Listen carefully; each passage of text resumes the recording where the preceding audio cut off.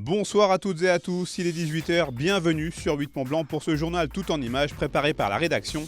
Voici les titres de ce lundi 1er août 2022.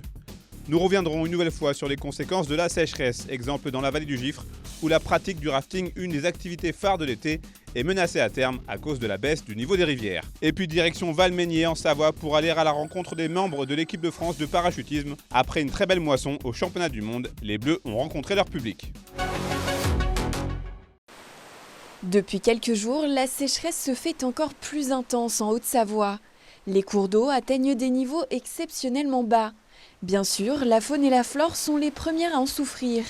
Mais le phénomène a aussi des conséquences sur l'économie touristique des vallées. Dans nos montagnes, le rafting est d'ordinaire très prisé des vacanciers. Mais l'activité pourrait tout simplement s'arrêter. Normalement, à cette période, on est capable de proposer un parcours qui fait 6 km, 7 km disons, avec un débit moyen de 4 à 5 mètres cubes. Aujourd'hui, on est sur un débit de 1,5 mètre cube à peu près. Alors on a une échelle de hauteur d'eau sur la commune de Samoin qui nous donne une référence.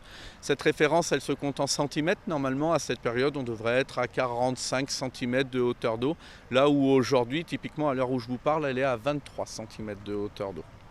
23 cm de hauteur d'eau dans une rivière typique alpine avec toujours de la déclivité, ça ne nous permet plus de nous naviguer. Et donc on a adapté le parcours en le réduisant considérablement. C'est-à-dire qu'au lieu de faire 7 km, on n'en fait plus que 3. 3 km et de nouvelles difficultés à surmonter tout au long du parcours. La traversée de ces gorges est d'ordinaire impressionnante tant le débit est important. Mais en cette fin juillet, le niveau de l'eau est tellement bas que les bateaux se frayent difficilement un passage entre les rochers. Le manque de précipitations et la progressive disparition des 2 glaciers dont la fonte saisonnière alimentait cette rivière sont la cause de ce manque d'eau. Une sécheresse qui pourrait causer la fermeture de plusieurs structures de rafting. On n'a pas attaqué le mois d'août et le mois d'août, c'est ce qui génère la moitié de notre chiffre d'affaires sur l'année. Là, pour l'instant, les perspectives météorologiques ne nous permettent pas de prévoir une continuité de notre activité. Et financièrement, on se pose de grosses questions, oui. Même constat pour cette autre structure septimontaine. On ne sait pas vraiment jusqu'à quel point on va pouvoir s'adapter. Toutes les charges qu'on peut avoir, on les règle tout au long de l'année en fonction du chiffre d'affaires qui est réalisé pendant l'été, qui est vraiment le plus gros moment de la saison, même si on a commencé au mois d'avril. Voilà, c'est vraiment en août que c'est le plus important. Si on ne le fait pas, effectivement, oui, ça met en péril nos structures. Dans certaines écoles, des réductions de personnel ont déjà été opérées. D'autres mettent en avant des activités mobilisant de plus petites embarcations, telles que le canot-raft ou le kayak gonflable qui peuvent naviguer dans une eau moins profonde. Des élus de la vallée se mobilisent aussi pour anticiper des réponses en cas d'arrêt total de l'activité.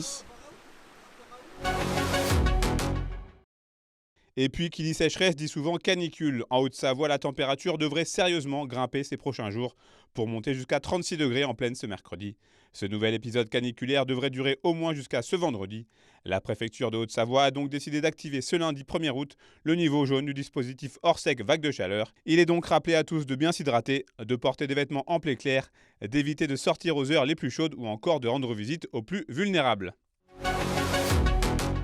Toujours concernant le climat, les communes de Menton-Saint-Bernard et Talloires-Montmain ont fait l'objet d'une reconnaissance de l'état de catastrophe naturelle après les intempéries du 15 mai dernier qui avaient causé des inondations et des coulées de boue.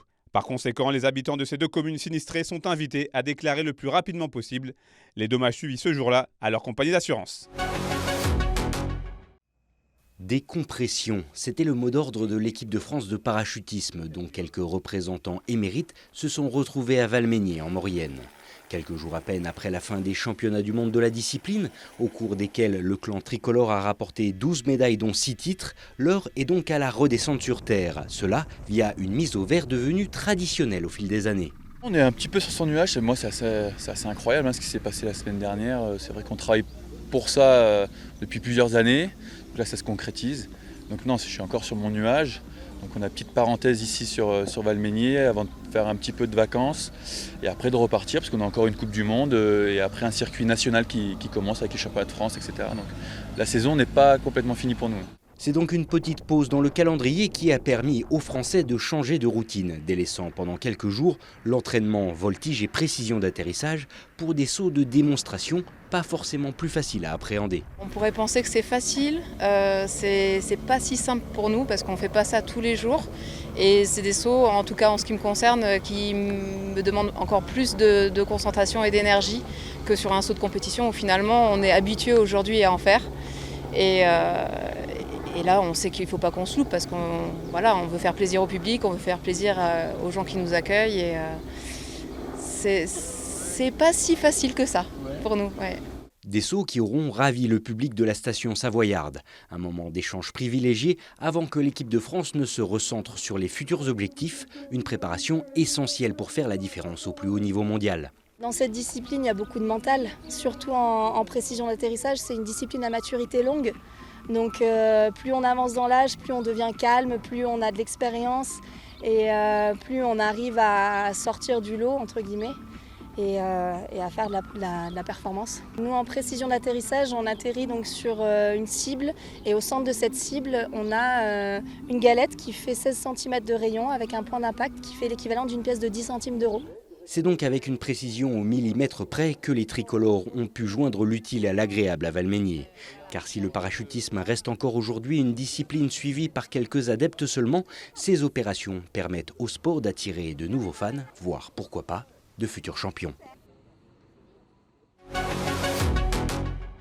En football, le FC Annecy a subi la loi des chamois niortais pour la première journée de Ligue 2 ce samedi au Parc des Sports. Yanis Mergi ouvre le score à la demi-heure de jeu. C'est ensuite Bilal Boutoba qui inscrit le but du 2-0 sur pénalty à la 39e minute. Arnold Temanfo réduit la marque pour les Hauts-Savoyards à la 63e minute de jeu. Mais malgré plusieurs occasions, le FC Annecy doit finalement s'incliner 2-1 pour cette ouverture du championnat. Le constat est amer pour Laurent Guyot, l'entraîneur des Rouges. On est dans un monde professionnel. Et donc quand vous êtes dans un monde professionnel, vous prenez 0 points. C'est un sentiment de déception. Voilà.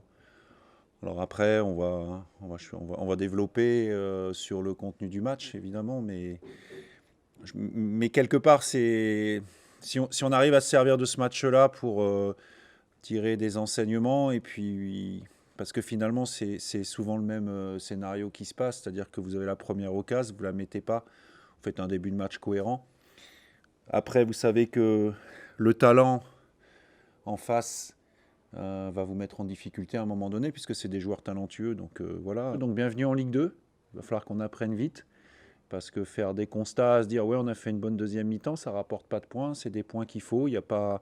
On savait qu'on allait découvrir un monde cruel. Je trouve que ce match-là, il montre bien ce qui nous attend si on n'est pas davantage efficace dans la manière de procéder. Notamment avec le ballon, et puis défensivement il y a des choses à corriger, mais voilà, quand on prend des buts il y a toujours des erreurs, mais je fais confiance aux joueurs, j'ai confiance en eux pour être attentifs et corriger ce qui doit l'être pour être un peu plus solide. C'est la fin de cette édition, merci à vous pour votre fidélité à l'information sur 8 Mont Blanc. Merci à toute l'équipe. Tout de suite, la météo préparée par Thierry Paulme. Juste après, l'école hôtelière de Thonon-les-Bains est au programme cette semaine de Panorama pour les rediffusions de l'été. On se quitte en musique avec des superbes images de la 32e édition du mythique trail de la 6000D à la Plaine. Chez les hommes, c'est le basque Beignat Marmisol qui s'impose. La Mauriennaise Lucie Bidot remporte la course dames. Passez une très belle soirée, prenez soin de vous et de vos proches. Rendez-vous mardi à 18h pour un nouveau journal sur 8 Mont Blanc.